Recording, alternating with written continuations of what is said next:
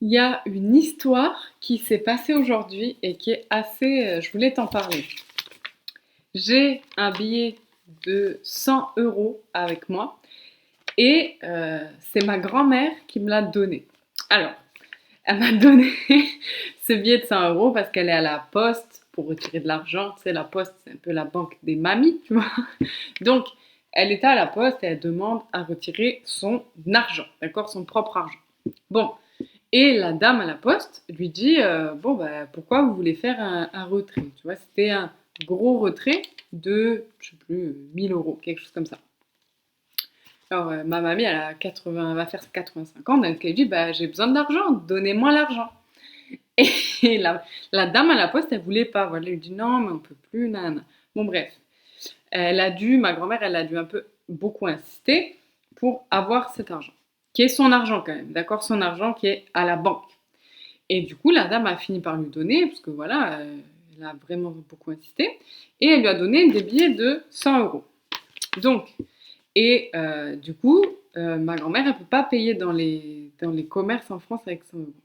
Et je voulais te raconter cette histoire pour deux choses. Premièrement, parce qu'il y a un truc qui m'a un peu choqué, c'est que tu as ton argent dans une banque, peu importe laquelle, hein, tu vois, mais tu as ton argent dans une banque et quand tu veux prendre cet argent, c'est pas possible. Donc, c'est un peu bizarre quand même quand on y pense. Tu as mis, je ne sais pas, on va dire 5000 euros à la banque, tu as tes 5000 euros à la banque et quand tu demandes à les retirer, on te dit non. Ou alors on te dit c'est trop d'argent. Ou on te dit il faut fournir des justificatifs. Mais des justificatifs de quoi? C'est mon argent quand même. Et du coup, on en parlait à midi et elle me disait Margot, j'ai pas réussi à faire de la monnaie sur 100 euros parce que les personnes veulent me faire de la monnaie, du coup je peux pas acheter mon pain parce qu'il y a 100 euros, ben, c'est trop pour une baguette, etc. Et du coup j'ai fait plusieurs, enfin elle a fait quelques commerces et ils n'ont pas voulu. Donc moi je lui ai dit donne-moi, je vais aller te faire la monnaie. Et après je me suis dit, ça pose un deuxième souci. Je peux pas retirer ton argent et ensuite quand tu y arrives et que tu as des grosses coupures, tu peux pas les utiliser. Donc je me suis dit, quand on y réfléchit, qu'est-ce qui est le plus dangereux pour ton capital? Est-ce que c'est petit 1 d'investir ton argent ou est-ce que c'est petit 2 le mettre sur ton compte en banque? Parce que clairement, quand tu poses ton argent à la banque, disons 100 000 euros, la banque, elle n'a pas ces 100 000 euros. Elle est tenue légalement d'en conserver qu'une toute petite partie de ton capital.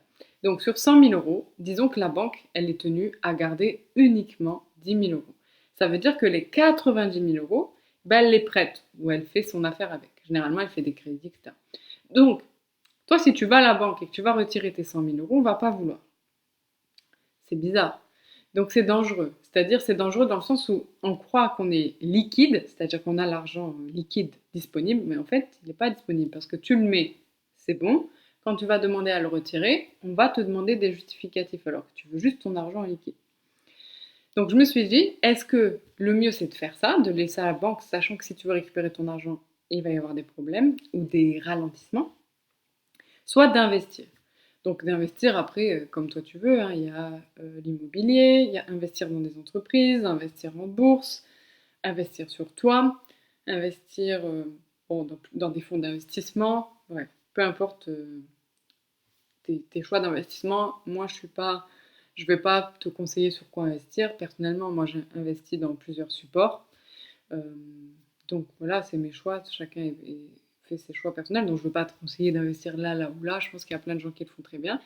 Ma question, c'est est-ce que c'est plus dangereux pour toi de garder ton argent en banque ou ton argent en cash? Au final, c'est pareil, parce qu'en plus, ils veulent en France retirer les billets, les gros billets comme les billets de 100. Et ou est-ce que c'est plus dangereux donc de garder cet argent liquide ou en banque ou de l'investir dans quelque chose d'immo ou quelque chose. Voilà. Et je trouve que c'est assez incroyable parce que du coup rien n'est fait. Enfin, tu vois, on ne t'éduque pas en fait sur cet argent. On veut juste que tu mettes ton argent dans une banque. Comme ça fait tourner l'économie des banques. Et puis, si la banque a fait faillite, toi, t'es carotte et voilà. D'ailleurs, à Malte, il y a une banque qui a fait faillite, la Sata Bank. Et du coup, il y avait plein de gens qui avaient. C'était une banque d'entreprise, il y a des startups, etc. Et leurs fonds étaient coincés, en fait, hein. Et, genre, il y avait des startups qui avaient 1 million, 2 millions, et leurs fonds ont disparu, quoi. Donc ils ont commencé un peu à rendre l'argent, mais un peu au compte-gouttes. Nous, on avait notre capital social et le capital social a été, on n'a plus l'argent. Donc la question c'est est-ce que les banques c'est vraiment le plus sécurisé pour ton argent? Et si c'est pas le plus sécurisé, quoi faire avec ton argent? Donc tu peux l'investir dans des choses qui créent de l'argent. Par exemple, si tu l'investis dans un fonds d'investissement, si tu investis, je sais pas moi, 10 000 € que ça te rapporte 10% à l'année, ben, ton argent fait de l'argent alors qu'à la banque, tu n'auras pas 10%.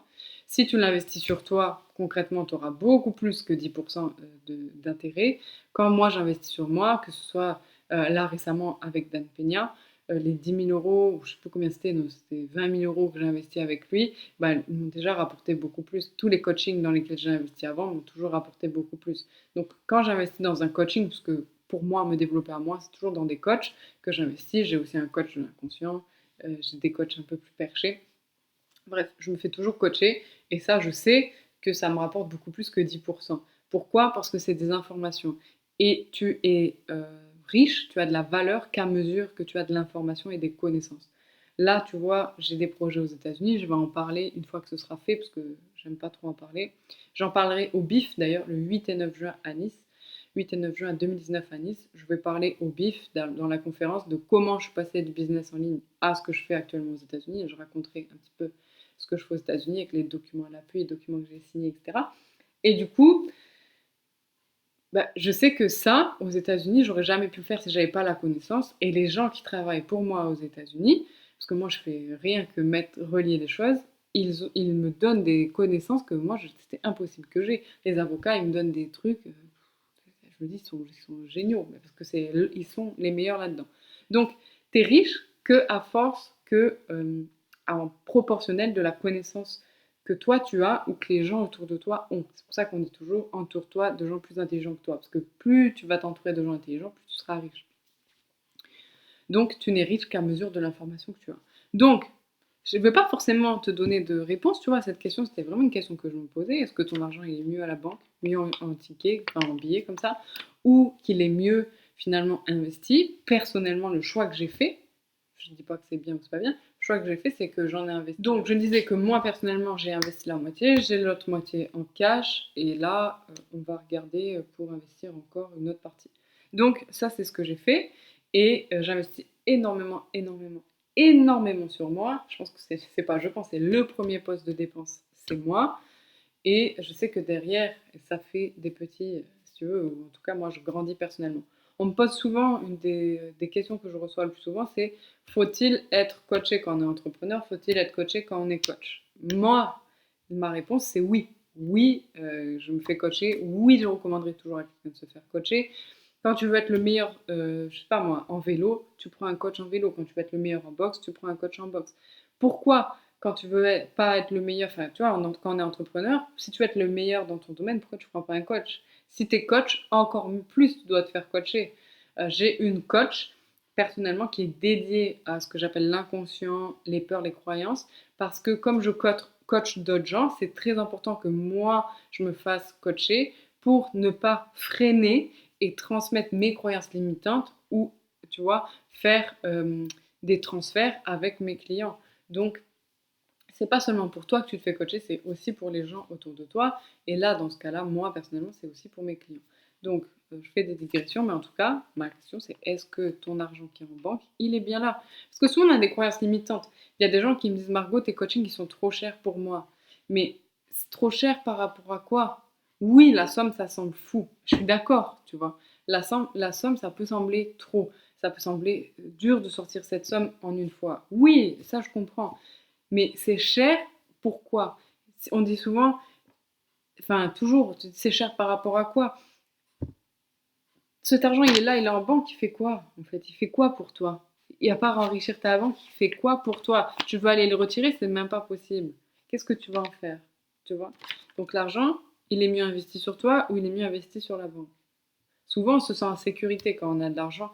Et je comprends, hein, parce que moi, j'avais beaucoup de peur du manque, etc. Donc j'entassais l'argent. Et ça sert à quoi au final? Enfin, il est là, il te rassure, mais au final, si la banque a fait faillite, c'est pareil, hein.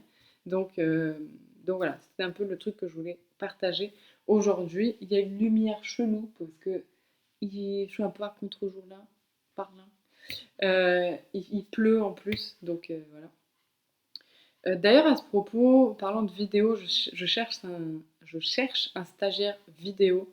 Donc, si tu es vidéaste et que tu passes par là, laisse-moi un commentaire avec ton email et je reviendrai vers toi. Parce que je cherche un vidéaste, ou si tu es vidéaste ou que tu fais des vidéos, que tu cherches un stage, c'est un stage de 3 mois à Malte. Donc, si tu es vidéaste, vas-y, mets-moi dans soit ton mail, soit tes vidéos, un peu ce que tu fais. Donc voilà, mets-moi ça dans les commentaires, ça m'intéresse. Voilà, moi je vais te laisser, je vais aller faire de la monnaie pour ma mamie et j'ai quelques rendez-vous cet après-midi. Donc je te fais des bisous et je te dis à très vite. Ciao ciao!